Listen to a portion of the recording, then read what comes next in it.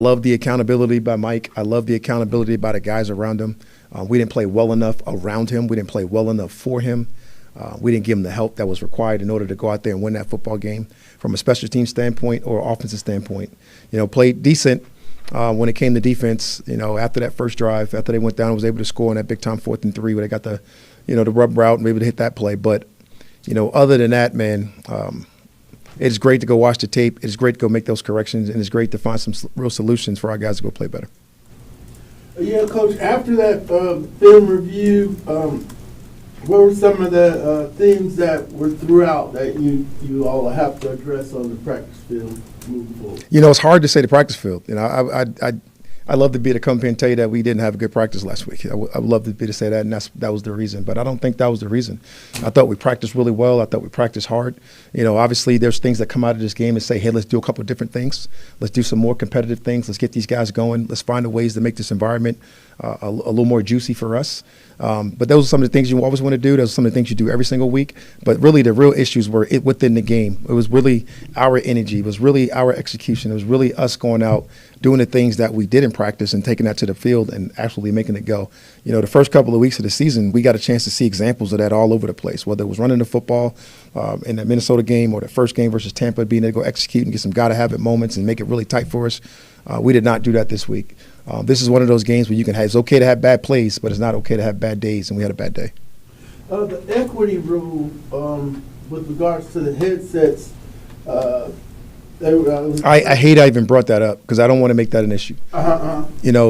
It happened, and I was explaining to somebody last night when they asked me what happened with the headsets. They went out, whatever the case may be, and it was a couple plays. And there was another situation in there where we just completely went away from what we talked about coming off a timeout and had to eat one. So one is on us, some is on the headsets. Those are things that we got to get cleaned up, and those are some of the things that we'll be able to do. We'll be able to get some of those things cleaned up with some of our procedures moving forward. And we'll be able to fix those things. I don't even want to talk about or make an excuse about the headsets going out. That's happened in this league a long time. It's happened before, and you got to find ways to do better. Brian, you just mentioned the delay of game after the timeout. It seems that throughout the entire game, and there are a couple other points this season, there's been a problem getting the play in to the quarterback in a timely manner where they're getting out of the huddle under 10 seconds and they're not at the line. It feels like you're putting extra pressure on a young quarterback to be able to process a lot of things in a short amount of time. How do you get that fixed? Yeah, Zeno, we're going to do a couple different things. First, I'll talk about the two different situations that happened. The first one was the noise in Minnesota. That was a big issue. That's tough. That was a tough environment, one of the toughest environments that you're going to play in. Yesterday was the headset tobacco, whatever we talked about with those type of things. But we'll move Zach down to the field to be able to get that little cleaner communication for him, to be able to get it to him if something does happen along those lines, to be able to be more visual and see the quarterback and be able to do some of those different things, to have him have a clear line of communication with Mike to be able to help him out a little bit more. And we definitely hold some responsibility in those things, and we'll go out and do those things. So we'll correct those things this week. We'll correct them throughout the process. It's how we practice. It's how we do walkthroughs, how we do everything else. So we'll get Zach closer.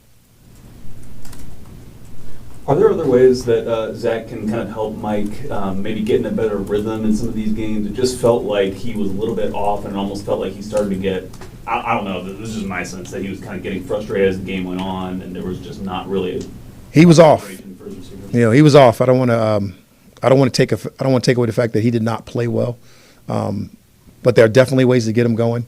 He holds himself. He has high standards for himself. So yesterday he definitely got down on himself. Yesterday he was definitely not his normal, happy, competitive self. Got a little down on himself, got a little upset.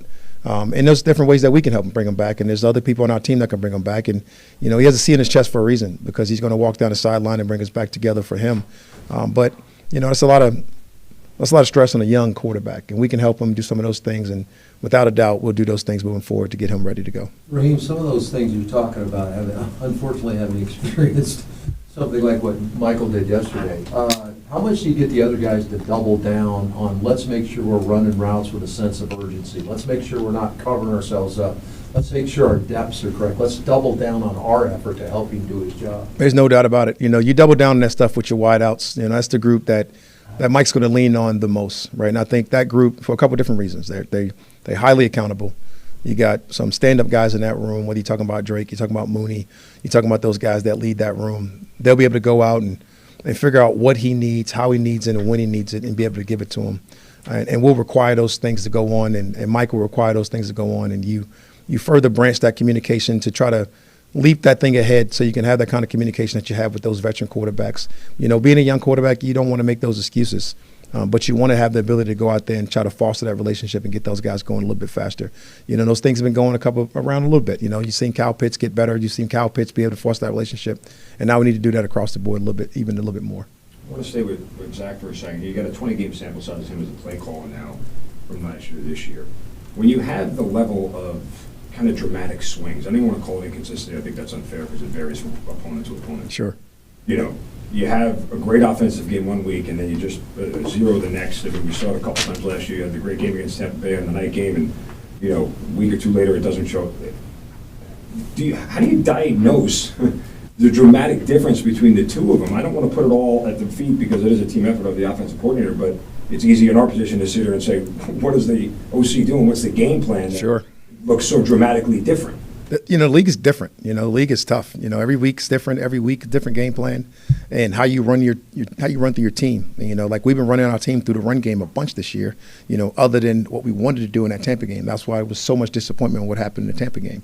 Came out, ran the offense exactly how we wanted to run it through the running backs, through our run game, doing the stuff that we wanted to do there. Came out this week, had it going that way, got out of hand pretty quickly, changed the whole dynamic of what's going to happen. So you get the up and down swings that you don't want. Right, we want to be able to find some consistency there. You want to be able to find all those things so you can find your way, find your rhythm, find your style of play. Right? And we know what our style of play is. We got to go out there and execute it. We did not execute it this week, and those things happen within the framework of a season. So last year, you had some consistency throughout some time. Then we had some inconsistencies throughout another. And we were able to fight back and get a little bit more when we put Mike in. But we got to find ways to find that thing more consistent, more rhythmic in order to calm down our quarterback, calm down our team, calm down everything. When you get into a game like that, 10-0 at what point in time when it starts to get out of hand, do you pivot from the game plan and say, scrap this, we got to go in a different direction? It was at whenever 20-0 hit, when it became a 3-score game yesterday, to be honest with you.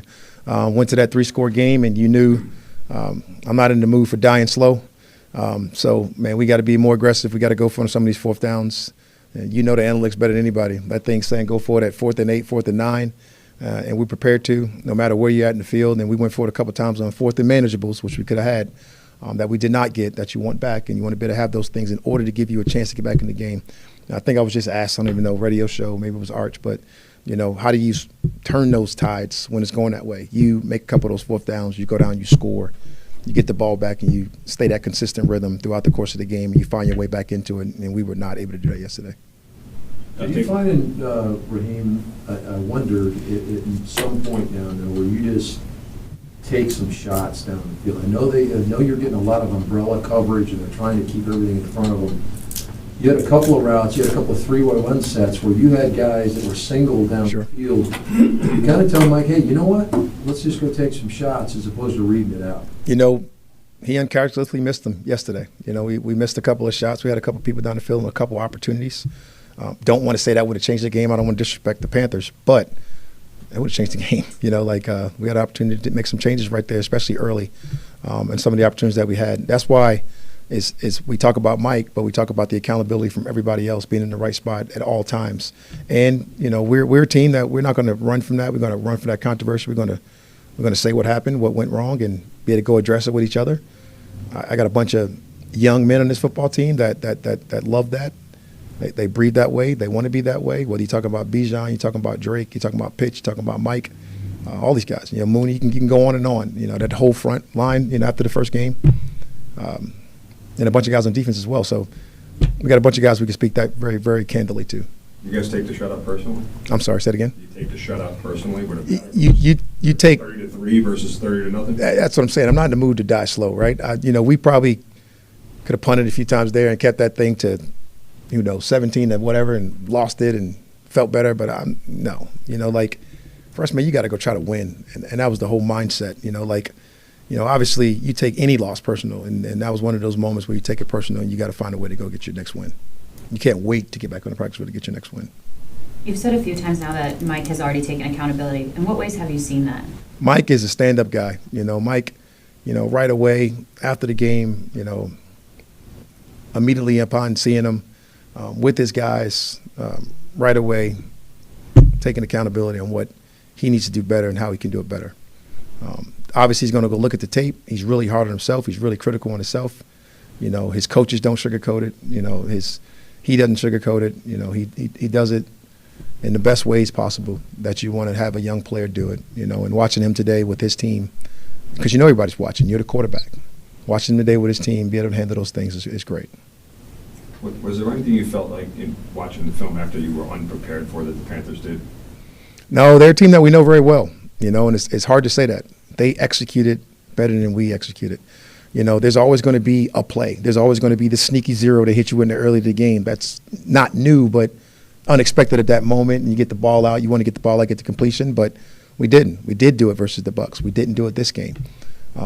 So that would be the newest thing, I guess, in that moment, but like, we know that team very well. They know us very well, and they out-executed us and played us better. Did you think that the mentality of the team was where it needed to be going into that game? I did, man. That's what I'm talking about practice last week, right? You're talking about practice last week. You're talking about the energy, the effort, the stuff that they brought to the field. It felt great in pregame. You know, we went out and we did some of those things. They got out there and got the energy from the guys. You know, then we started the game, and then, like, you know, I can't tell a story. You know, there was some life, you know, knocked out of you when we missed those field goals. And, like, you got to find a way to bounce back. That's not an excuse. That's not a reason. That's not a reason to allow that to happen, you know. But you got to find a way, and you got to dig deep, and you got to find a way to make somebody make a play, whether it's defensively, whether it's special teams, whether it's offense, to go make that play. And we could not do it, right? The knuckleball yesterday that kept hitting the ground that took away from our return yards, a chance to spark a play there. We're not able to get to the quarterback, obviously, because they were able to control the ball and not really set up for a pass. A lot of quick passing game, a lot of runs in those passing situations, particularly where they got the ball. So you couldn't take advantage of it there. Couldn't take advantage of the deep shots because we're not quite there yesterday.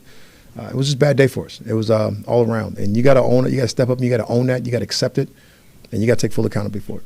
You mentioned the field goals. I mean, we stick with Parker this week, or is there going to be more competition? We got to bring competition in, you know, and like, that's what we got to do. You know, you have to do that until you get it right. You cannot allow that to be the reason to have this stuff happen, right? You know, like we went 5 for 5 the week before, we went 0 for 2 this week, and you got to bring competition, and that's something we'll be working diligently at. Does the inconsistency, and, you know, bigger picture, obviously, just not game to game, but even throughout your tenure here, some of this even from the fans' perspective predates before you were the head coach, the up and down, the inconsistent. I mean, the level of frustration. Does it get to you that you can see such a good product one week and such a different product another? It was extremely frustrating yesterday, Zeno. You know, I would be an absolute liar to tell you that wasn't frustrating yesterday. So to see that happen at that level was extremely frustrating. To see what happened when we went through the losing streak last year was extremely frustrating. So those are the two that I'll talk about. You know, those moments when you know you're capable of being better and you know you're capable of your team being better are extremely frustrating, for sure. And it's something that we want to go out and really, you know, put a governor on. Yeah, Coach, will you all have to prepare for Marcus and Jaden this week? Very similar players. You know, obviously Jaden's very special with his ability and what he did last year. And obviously we know Marcus was the number 1 pick too, right? Number 2. You know, number 2 pick also. So we know what Marcus has. Marcus was in this building before. Got a lot of respect for Marcus and what he was able to do yesterday. And so they'll run their offense. It'll be very similar to what they do. You know, obviously one's younger, more dynamic, but one had that young, dynamic self about him as well. And you're talking about a guy that can go out and win football games for you, you know, obviously. Got to prepare for them both. How did you make out injury-wise yesterday? Anything? Felt good. I don't really have anything off the top of my head that's like AJ the type deal from last week. So I think we felt pretty good about it. I think. Darnell, is he, when you say he's at 100% at this point in time, obviously coming off that shoulder injury, it seemed like there were a couple throws where he either, you know, doesn't make a catch that we're familiar with him making, or 100%. Obviously, he's 100% health-wise, you know, but you are talking about a guy that missed the entirety of training camp. You know, he was out there the first day. He was gone for the rest of training camp, and he got back. When he got back, you knew it was going to be a moment there. You got to ramp him up, right? So, like, really, what he's going in these first 4 weeks of the season is almost like his training camp. So he's getting back right, and he won't. And Darnell won't ever make that excuse, right? But we got to get to the point that we got to go out there and play the right way. But no, he's not playing. We're not playing the brand of football we need to play with Mooney, and we're capable of so much more, without a doubt. For Mike's first real test of adversity here. First real bad game he's played. First one, yeah. You curious to see how he responds? I don't want to say curious because I know he's going to respond because, you know, being around him, I know how he is. I know what he is. I mean, he's a big-time competitor. So, like, I'm actually looking forward to it. Like, you never want to say you're happy it happened, but I can't wait to see the response. I'm actually more encouraged with Michael Penix's behavior today and his movement today for this franchise and for our team than ever. Like, I can't wait until Wednesday. Confidence is high. Confidence is very high with this man. You know, like, he's our guy, man. Like, and you're going to have these games, and, like, you don't want to have them a lot, but you're going to have them. You don't want to have them in that fashion when everything's spiraling around you, right? There's going to have that game sometimes, and somebody's going to pick you up, and you're going to be able to get out of that game, and you're going to be thankful to your other teammates that picked you up. So when this happens again, we got to be able to bounce around because it could. You know, got a quarterback in the back that has happened to, and, like, you know, those things can happen. But I got a lot of confidence that he's going to bounce back and ready to deal. I've seen him have a bad practice. You know, that's the first time we got to see him have a bad game. You haven't had a receiver or tight end receive a touchdown yet this year. Is there any frustration amongst that group? Do you have to kind of talk to them about kind of like through this period? And I hate to say frustration, but their frustration comes from team goals, like winning, and the frustration came from yesterday not, you know, putting ourselves in position to win. We definitely want those touchdown passes. We definitely want to run it in. We definitely want touchdowns, period. We didn't play well in the red zone versus Minnesota, and we got to get better there. And yesterday, we didn't get many opportunities to put ourselves in position to play well enough to win that football game. So the frustration comes from the team goals from these guys. Like, they're team-oriented guys, man. They have been. They always will be. We got a bunch of really high-character people on our offense and defense special teams. Quickly going back to Zach going down to the field, at what point did y'all make that decision upon review of the game, and what are some of the benefits of doing that? I think it's just communication that Zach can, you know, kind of get across down on the field. You know, that's how we practice. That's how we do our walkthroughs. That's how we do every single thing on the field. Those two got a great relationship, you know, out in the practice field, out in the game day, out on everything. So, like getting them closer to the action, getting them closer to the environment, getting them closer to the play caller, getting them closer to all those guys, being able to get the reactions and get a feel for what the temperament is on the grass as well. I think all would be helpful, and that happened today throughout our process.